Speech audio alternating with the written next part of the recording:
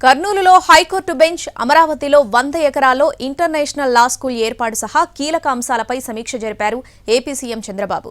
Junior న్యాయవాదులకు నెలకు గౌరవ వేతనం కింద 10,000 ఇస్తామన్నారు.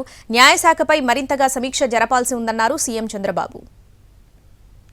కర్నూలులో హైకోర్టు బెంచ్ ఏర్పాటుకు అవసరమైన ప్రతిపాదనలు రాష్ట్ర ప్రభుత్వం నుంచి కేంద్రానికి పంపుతామన్నారు సీఎం చంద్రబాబు. సచివాలయంలో న్యాయశాఖపై సీఎం సమీక్ష నిర్వహించారు. ఎన్నికల సమయంలో ఇచ్చిన హామీ మేరకు కర్నూలులో హైకోర్టు బెంచ్ ఏర్పాటుకు ప్రభుత్వం సిద్ధంగా ఉందని తెలిపారు.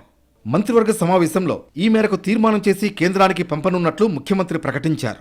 రాజధాని అమరావతిలో 100 ఎకరాల్లో bar council of India trust ద్వారా ఇంటర్నేషనల్ లా స్కూల్ ఏర్పాటును ముందుకు తీసుకువెళ్లాలని సీఎం సూచించారు.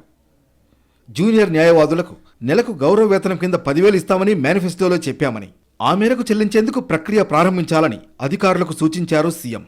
జూనియర్ న్యాయవాదులకు శిక్షణ కేంద్రం కోసం అకాడమీ ఏర్పాటు అంశంపైన కసరత్తు చేయాలని ఆదేశించారు. ఆ తర్వాత ప్రాసిక్యూషన్ విభాగంపై అధికారులు ప్రజెంటేషన్ ఇచ్చారు.